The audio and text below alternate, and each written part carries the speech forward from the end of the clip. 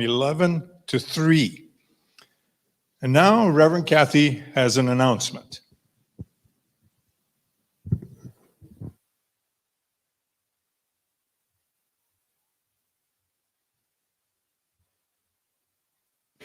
May 2nd, which is in 2 Sundays, is our anniversary for our capital campaign, Creating Tomorrow.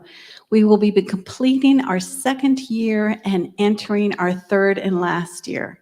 We are so excited about this, to see it come to fruition, to finish paying off our roof for this wonderful room that we've created, and some extra cash to help fund a new telephone system and work with the AV and stuff. So May 2nd, we're going to be celebrating in a very quiet, sedate way, but we're going to be celebrating that we have completed our 2nd year. So thank you so very, very, very much. We love you, and thank you for bringing your love and light this morning. Please know that your soul is welcome here as we swing wide the gates of our hearts and our minds. And now let's share our guiding statement to remind us why we come together. Ready? We are here to experience more of the fullness of who we truly are in order to transform the world. Absolutely, we are poised to transform the world. And let's begin by preparing ourselves for meditation.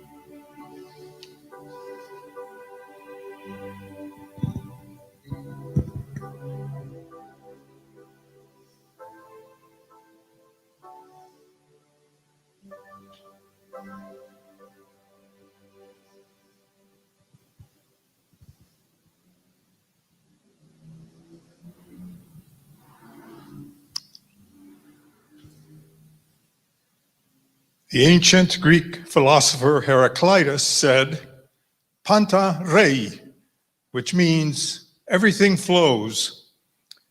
He also said, as a corollary, no person steps into the same river twice.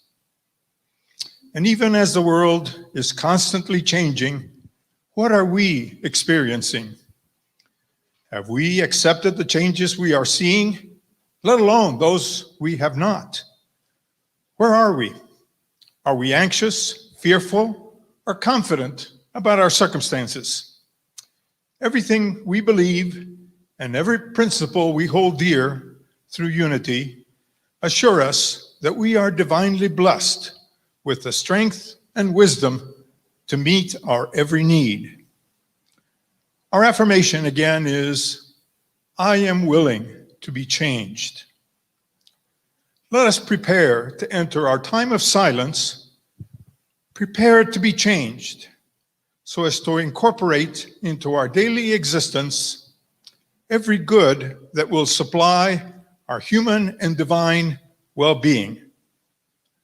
As we breathe in every nourishing and sustaining breath of air and exhale its remnants, let us be ready to find from the deepest parts within us our God-given gifts of peace, joy, and abundance, ours from the beginnings of time. Let's pause now.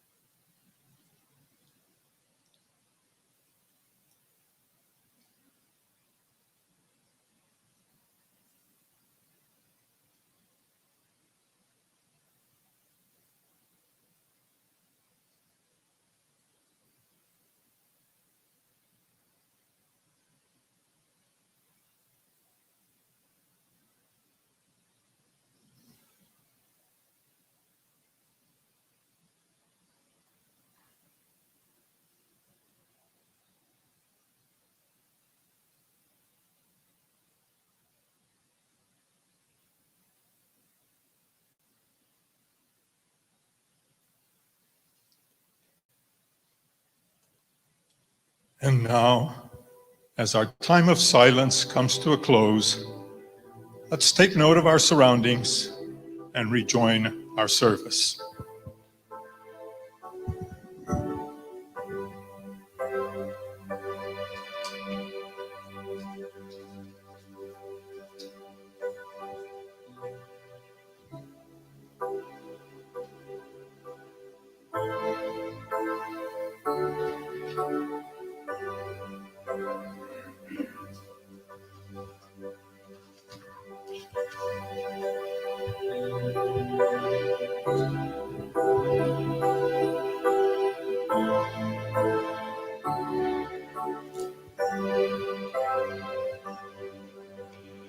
In this very room, there's quite enough love for one like me.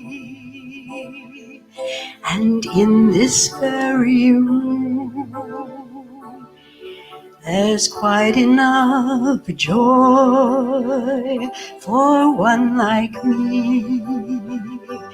And there's quite enough hope and quite enough power to chase away any gloom. For spirit, yes, spirit is in this very room. In this very room, there's quite enough love for all of us. And in this very room, there's quite enough joy for all of us. And there's quite enough hope and quite enough power to chase away any gloom. For spirit, yes, spirit is in this very room. In this very room, there's quite enough love for all the world. And in this very room, there's quite enough joy for all the world. And there's quite enough hope and quite enough power to chase away any gloom. For spirit, yes, spirit is in this very room.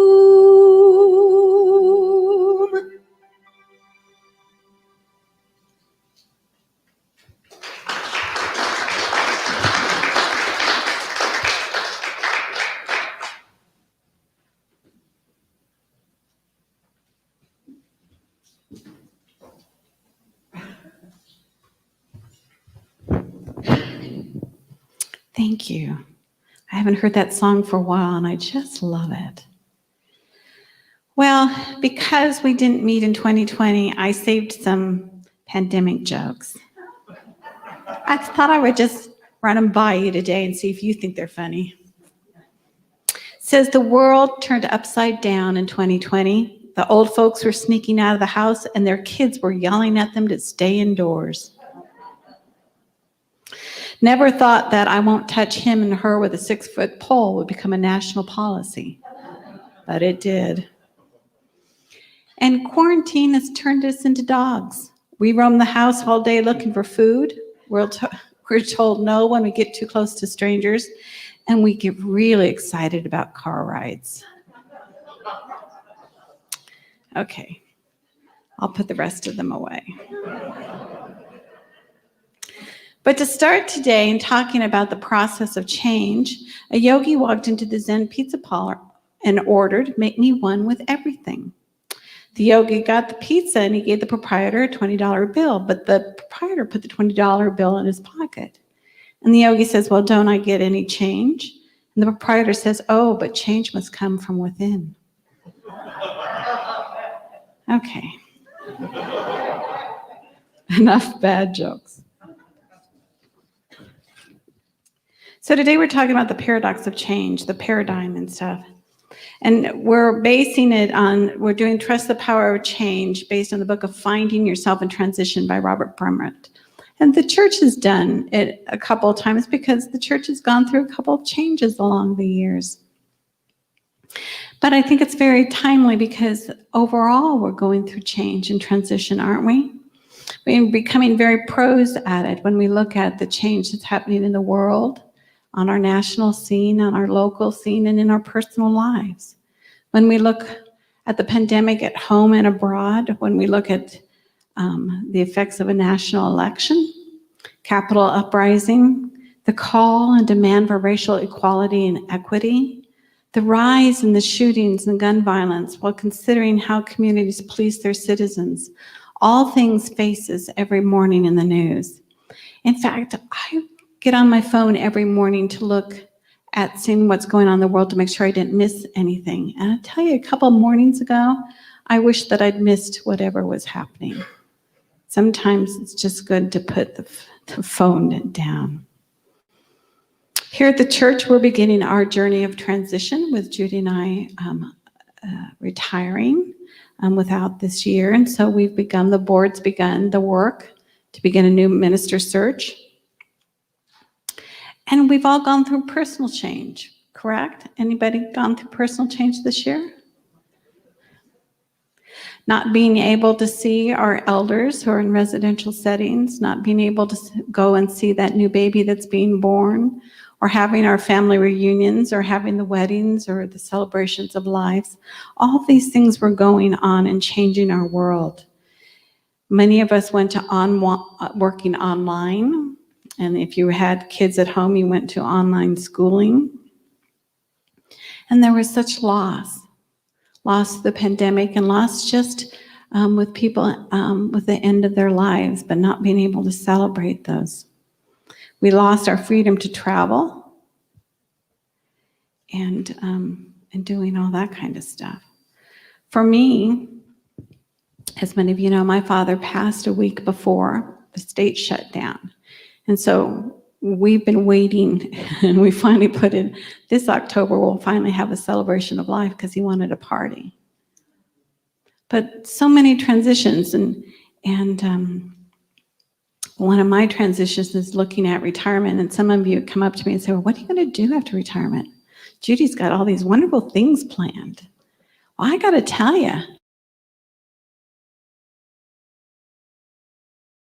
my shoulder a while back and said, it's time for you to step back.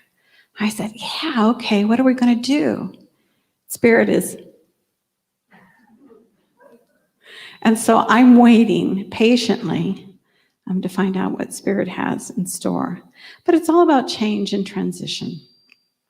And we're all old pros at it, right? Is there anybody who's new to the process of change and transition? We're just pros. But let's do a refresher course just in case. What we know is that change is inevitable. It is the only thing that's certain in all the uncertainty, that there will be change. And change is happening more rapidly in the world than ever before, and in the world around us and in the world within us. And it's not just technology or the lifestyle that's changing, but how we perceive ourselves and our universe. When we started the class last summer on dismantling racism, many of us in the class said, well, I'm not racist. But as we got deeper into it, we realized we were part of a systemic system that promoted and kept it in place. And so we began to see that we needed to make changes within ourselves to make this world more equitable. I saw a cartoon lately that said, I'm willing to make some lifestyle changes as long as I don't have to do anything different.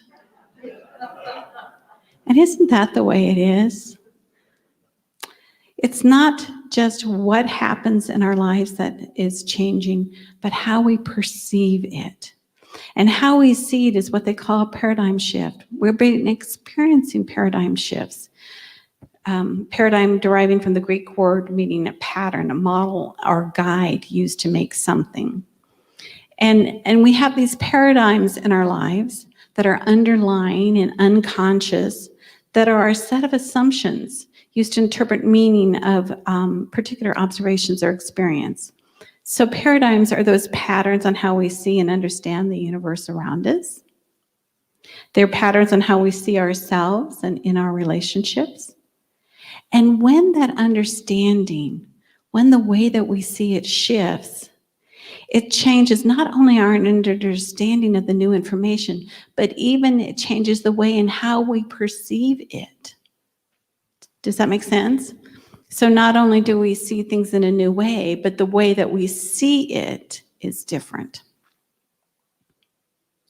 Change is certain, and yet we are not comfortable with it. And so Robert Brummett, who the author of Finding Ourselves in Tradition, says we need to find more healthy ways in dealing with our change. Anybody have a good cry through the pandemic? Saying, but I want to see people. I want to go out and eat at a restaurant. I don't want to have to go home and eat by myself. All those kinds of things and jigs. So, and what I realized as I was preparing for this, I realized that I've always said that I was good at change. And yet what I realized that I'm not really very good with it because I am in denial. I was thinking, I don't want to do any more changing. I want things to settle down. I want them to become more regular and consistent. And then Spirit flashed this picture in my brain that showed all the change that's happened in my life. And I had chosen to ignore that I have lived a life of great change. And so just narrowly focusing on the day, we need to step back and see that we are involved in change all the time. And I don't know how many of you found this, but my younger self loved change. If I couldn't change where I was living, I would change how I was living. The furniture got moved a lot. And my sister, we roomed together throughout the years, and her bailiwick is the kitchen. But my whole idea on change was I would go in and rearrange the kitchen cupboards because I knew what was the better way of doing it, right? All the baking needs to be in this cabinet because that's where the mixer's going to be. And all the storage units or storage containers need to be over here because that's where we put the leftovers. My sister assured me that it wasn't necessary for my help. That she said, every time you move stuff in the kitchen cabinets, she said, then I have to spend 5 to 10 minutes trying to find out where its new home is. So, but anyway, in my younger days, love change. Now, not so much. Now, really willing to have some consistency in my life.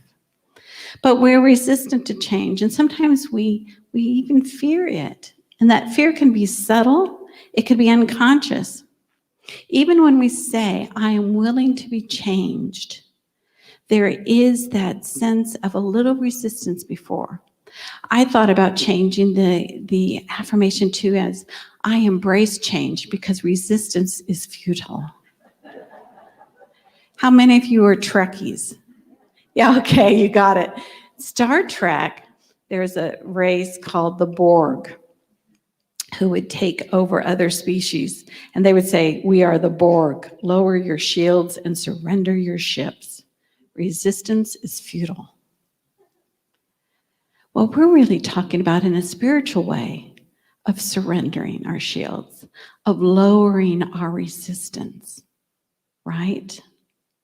And surrendering to the greater good, which is spirit or that higher consciousness.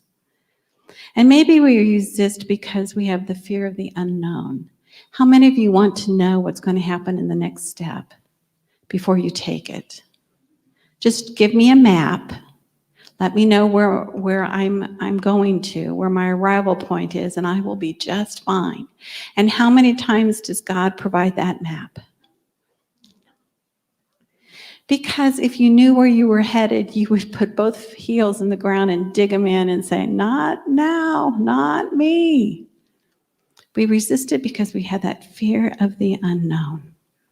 Viktor Frankl, many of you may have heard of, neurologist, psychiatrist, philosopher, author, and Holocaust survivor, maintained that the fundamental human drive is the quest for meaning, that our lives mean something.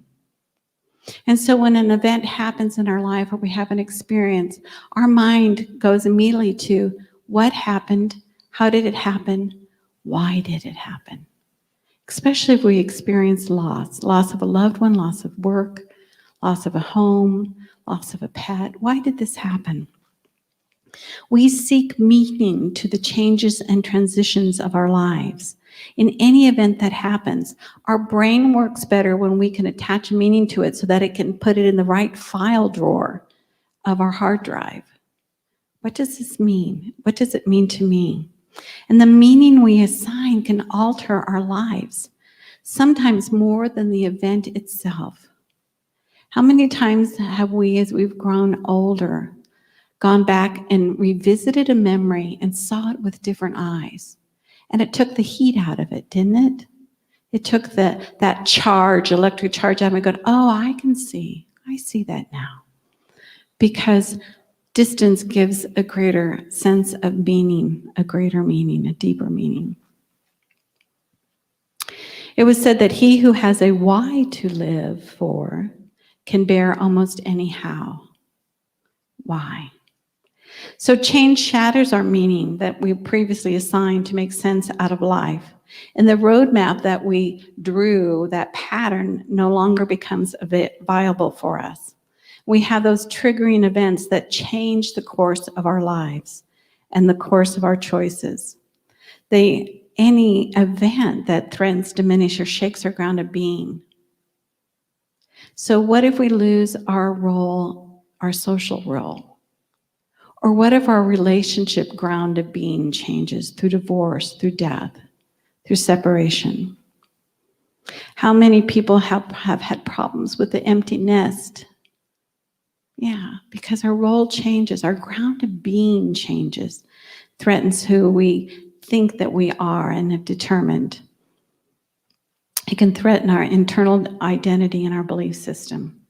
George Carlin said, just when I discovered the meaning of life, they changed it. Have you ever felt like that? And sometimes change can feel worse than death because you feel like you lose yourself in it. But every change is a death, a dying to the old way of living so that we can make room for new and rebirth. Dying to the old is characteristic of growth. In the book of John, one of the Gospels, the Christian Gospels, Jesus said, unless a grain of wheat falls into the earth and dies, it remains alone. So unless it falls, if it stays on the stalk, it stays by itself. But if it dies and falls to the ground, it bears much fruit.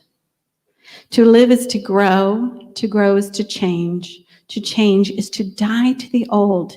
You have to keep changing. That's what we're all about. Paul said in 1 Corinthians, the letter he wrote, he said, I die daily. And somebody said, I die daily to be born anew. You have to let go to be able to grab onto the new.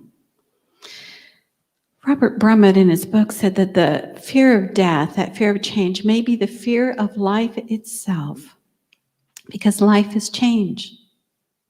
And to live, to be fully alive, one must be willing to be changed, to surrender to the moment without resistance, willing to die daily to embrace life fully, to live fully, fully alive.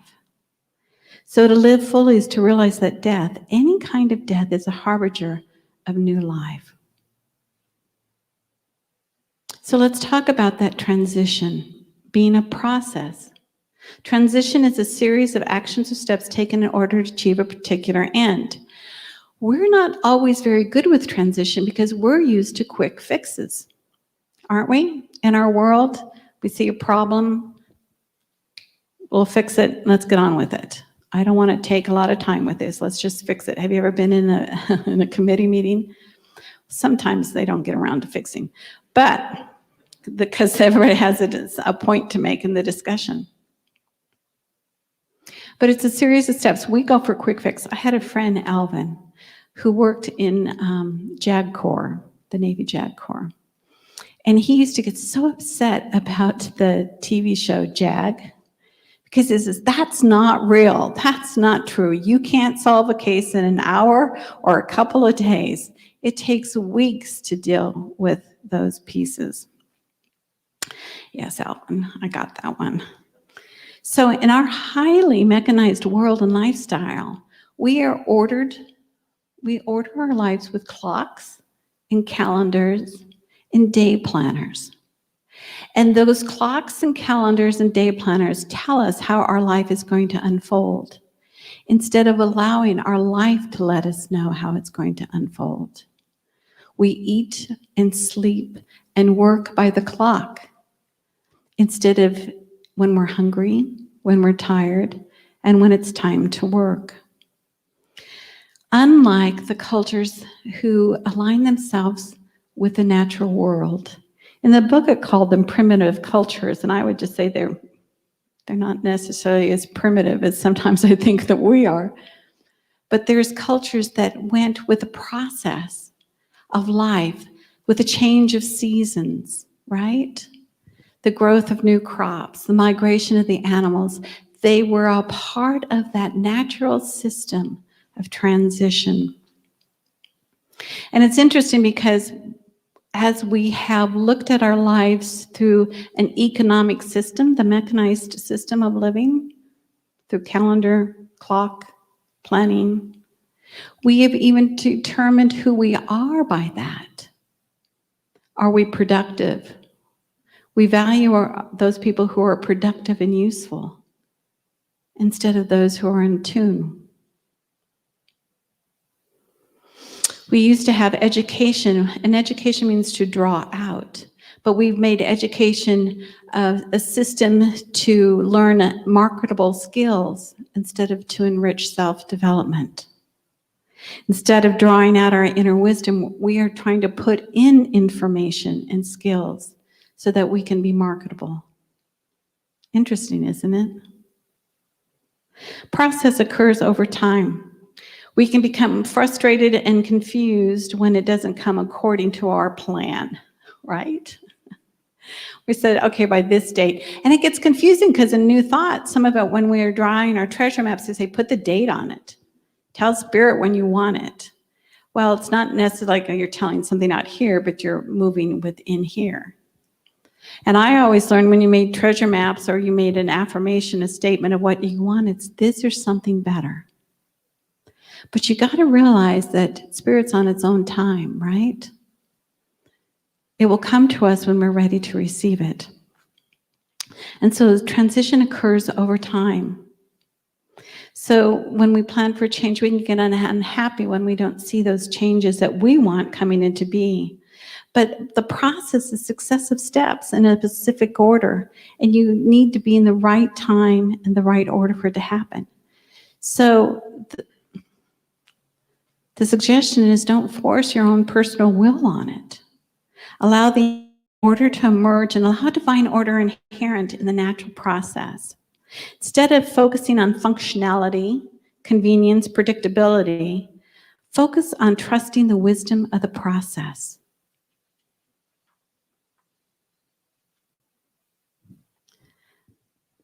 So many times when we get wrapped up in our modern world, we tend to use people and things as that they're there for our use. Instead of being into one, you're here for me to make my life whatever.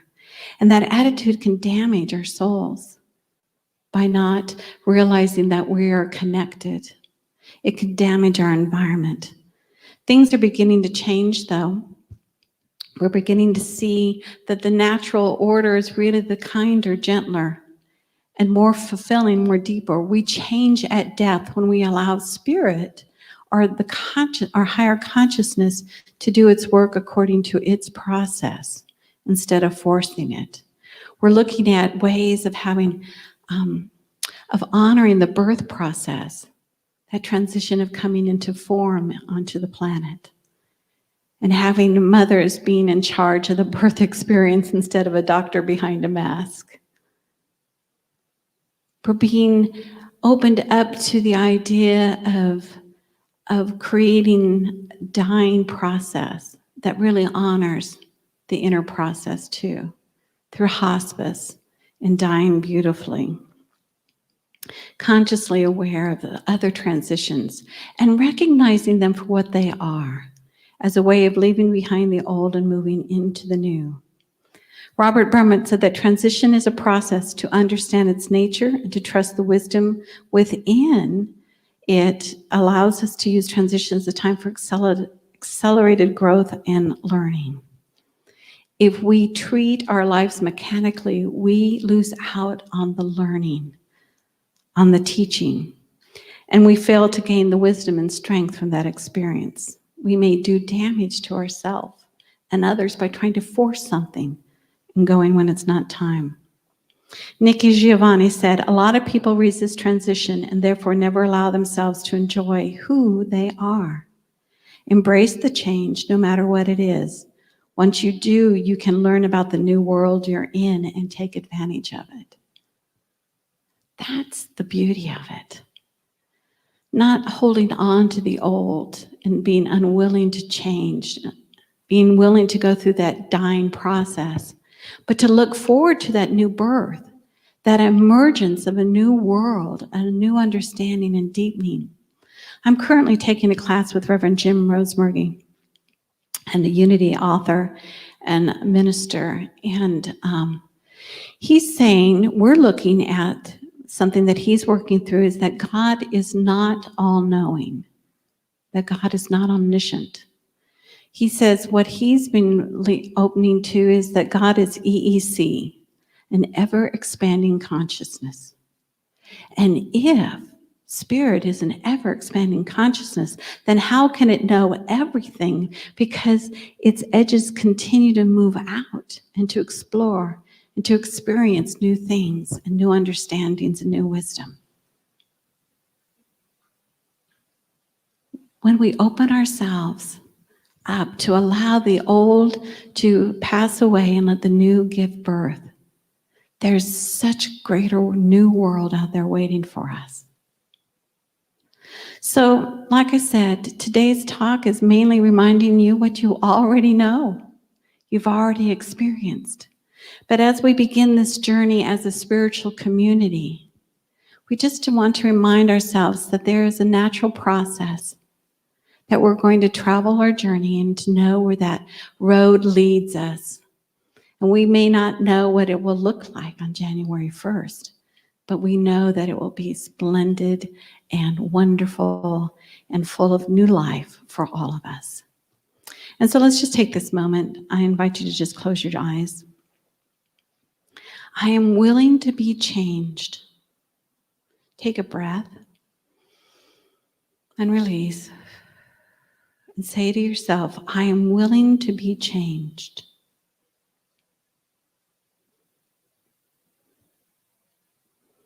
If you find any resistance, like, oh no, I've done enough change this year, I'm not doing this, just breathe through it.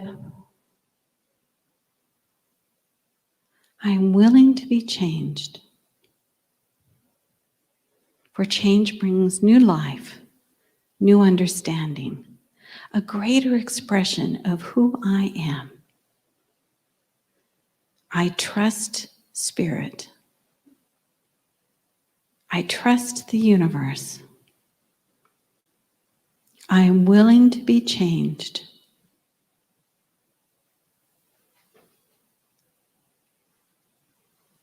For change is inevitable, and it's only for my higher good. Take a breath,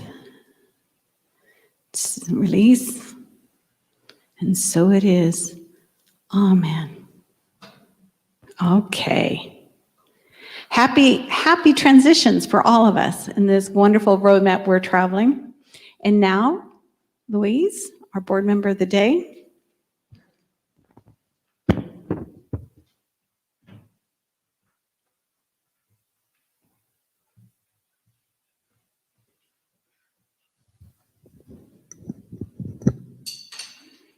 Whoops.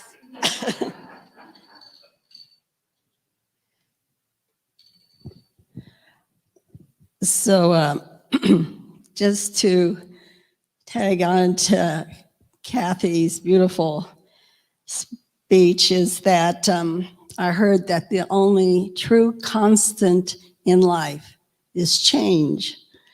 And we here at Unity of Mesa have been very blessed. We have to understand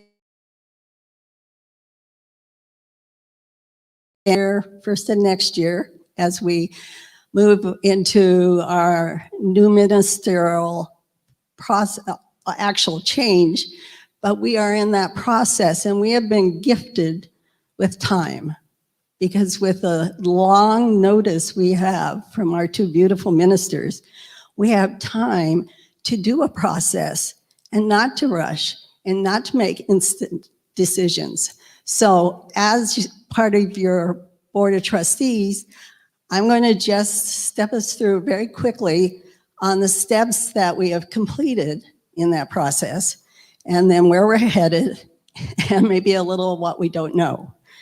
So we have reached out and gotten the help of an individual. His name is Gregory Roulard. He was recommended to us by Unity Worldwide Ministry, and I have found him to be a beautiful soul to help lead us through this process, our initial stages. And we laid out a plan with him of 3 phases to get us started. So phase 1, and many of you participated in phase 1 and 2, but phase 1 was to gather a group, about 20, 25 people, Zoomed group. And that group broke up into 2 different or subgroups.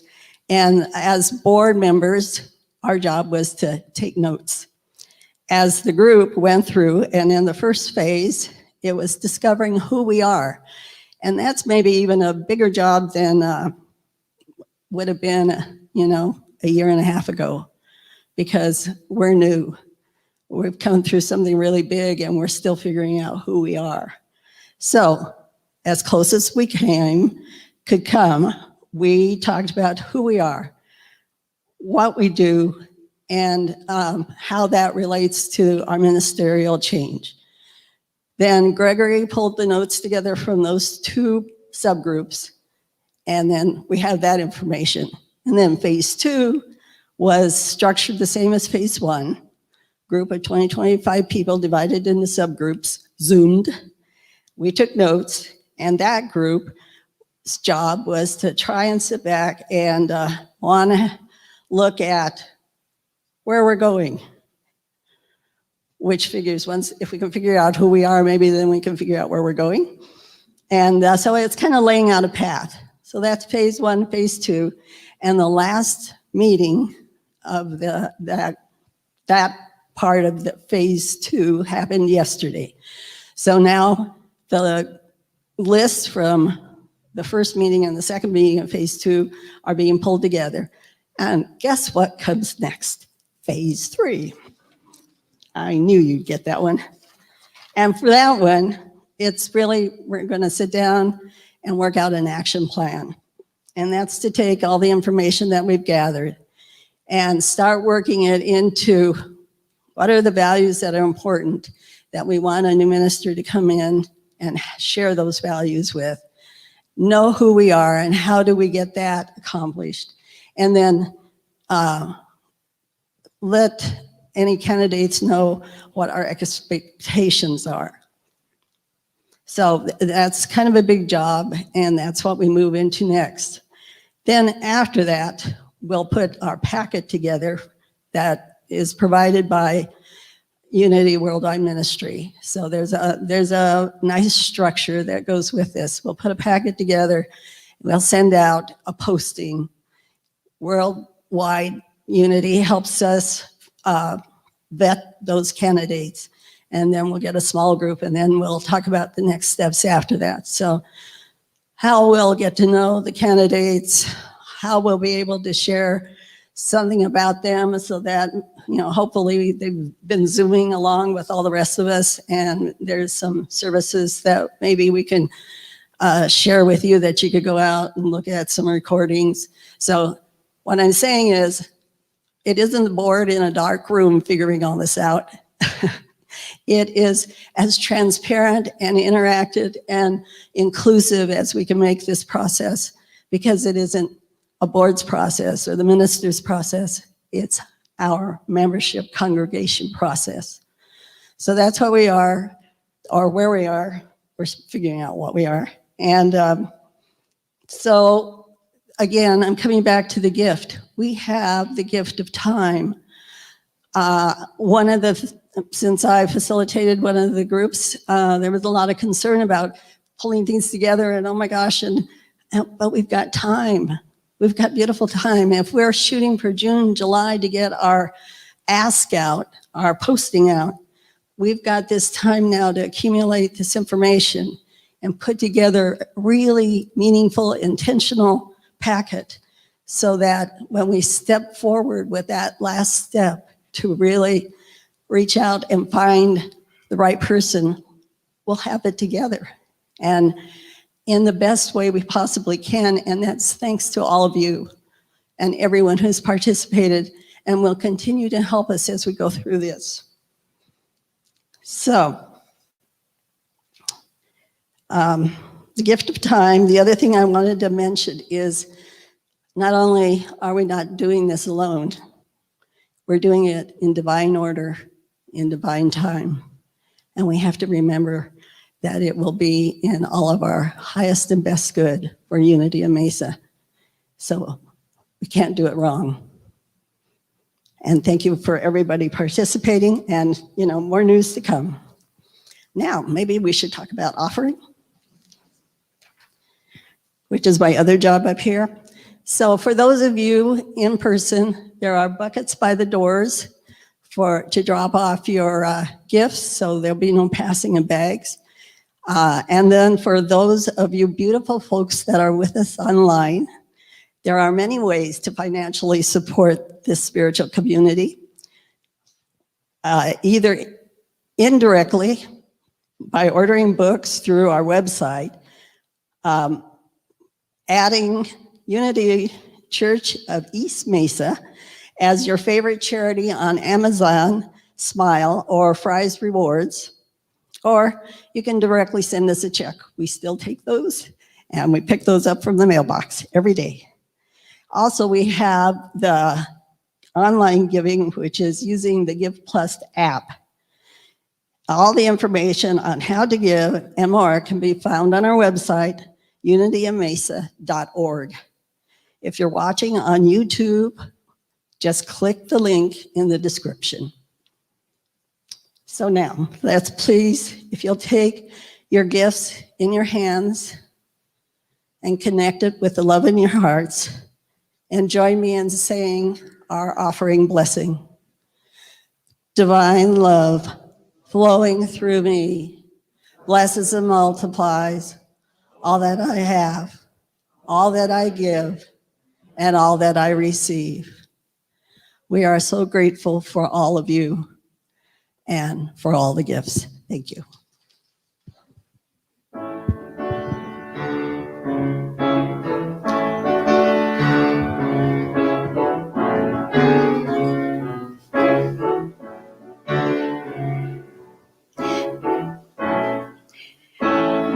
Turn, turn, turn. There is a season, turn, turn, turn. And a time to every purpose under heaven. a time to be born, a time to die, a time to plant, a time to reap, a time to kill, a time to heal, a time to laugh, a time to weep. To everything turn, turn, turn. There is a season, turn, turn, turn. And a time to every purpose under heaven. A time to build up, a time to break down, a time to dance, a time to mourn, a time to cast away stones, a time to gather stones together. To everything turn, turn, turn. There is a season, turn, turn, turn. And a time to every purpose under heaven. A time of love, a time of hate, a time of war, a time of peace, a time you may embrace, a time to refrain from embracing. To everything, turn, turn, turn. There is a season, turn, turn, turn. And a time to every purpose under heaven. A time to gain, a time to lose, a time to rend, a time to sow, a time for love, a time for hate, a time for peace. I swear it's not too late.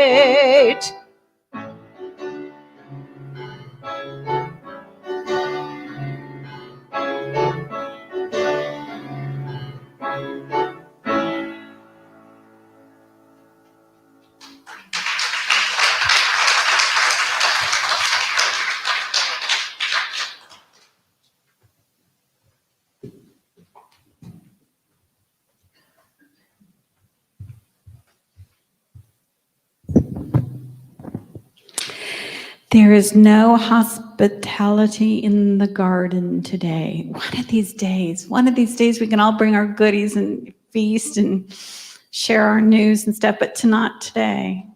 One of the changes. However, if you're online, we will have virtual fellowship in the garden after the service. Prayer chaplains will be in the garden if you need to share something that's on your heart or just have someone to pray with you. They'll be out in the garden. And so for our prayer of protection, we'll speak it, and then before we get up, we'll have one more announcement, which I think is on how to leave. Okay, I'm willing to be changed. As I was sitting there going, wow, I don't think I checked in with myself to see if I'm willing to be changed. So I've got COVID brain. I'm challenging you to really look at that, and we're going to see where we are at the end of May with our series about how many of us are really willing to be changed at depth. Let us stand and do our prayer for protection. We know that the light of God surrounds us, the love of God enfolds us, the power of God protects us, and the presence of God watches over us. Wherever we are, God is, and all is well. Stay put for just a second.